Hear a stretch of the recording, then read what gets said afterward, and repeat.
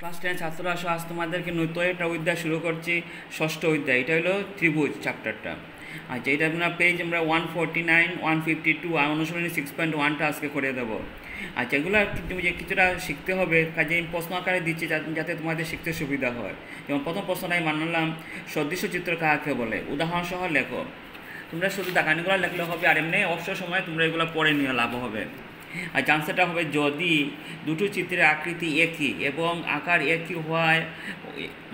একই হওয়াটা অপরিহার্য নয়, মানে একই সমান উইথ লাগে না, মাপটা আলাদা হইলেও চলবে, কিন্তু দেখতে একই রকম হতে হবে আর কি, ওইটাই বলছে।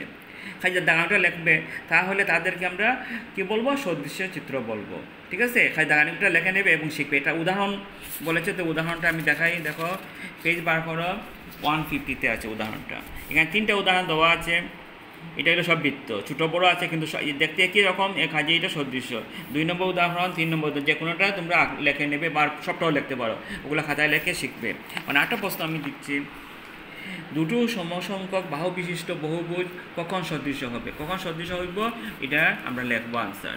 পেজ বার করো, 152। হ্যাঁ, দেখো, শুধু দাগানিটা লাগলে চলবে। দুটো সমসংখ্যক বাহু বিশিষ্ট বহুভুজ সদৃশ্য হবে যদি 1 নম্বর হলো তাদের অনুরূপ কোণগুলো সমান হয়, এবং 2 নম্বর শর্ত হলো তাদের অনুরূপ বাহুগুলো একই অনুপাতে অথবা সমানুপাতে থাকে, তখন দুইটি চিত্র কী হবে, সদৃশ্য হবে। আচ্ছা, এখন আমি এক্সারসাইজটা করছি। পেজ বার করো, 154, পেজ হলো 154। প্রথম প্রশ্নটা দেখো দেওয়া, সেগুলো বই থেকে আমি করে দিয়েছি, তোমরা খাতায় উঠাবে। বন্ধনীর দেওয়া শুদ্ধ উত্তরটি বেঁচে শূন্যস্থান পূর্ণ করো। 1 নম্বরটা আছে সকল বৃত্ত সদৃশ্য, দুইটা থেকে মানে অপশন দেওয়া আছে, বেঁচে বসাবো, কাজে এটা সদৃশ্য হবে। সকল বর্গ সদৃশ্য। আচ্ছা, 3 নম্বরটা হবে সমবাহু ত্রিভুজ।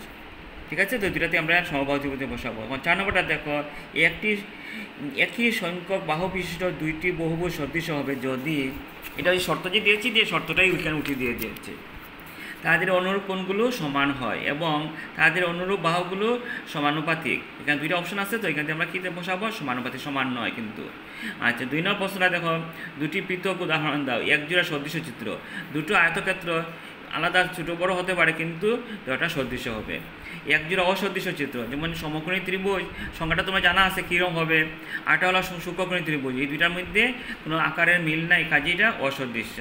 আচ্ছা, এখানে দেখো দুইটা চিত্র দিয়েছে, এটা বলছে যে এটা প্রশ্নের মধ্যে বলছে যে এইগুলা কি সদৃশ্য হবে, চতুর্ভুজগুলি দুই আকৃতির, কাজে এটা চতুর্ভুজগুলি সদৃশ্য হবে না। কাজে তোমরা যে এক্সারসাইজ 6.1ও শেষ হয়ে গেলো, ওগুলো খাতায় লিখবে এবং অভ্যাস করবে। এখানে শেষ হলো।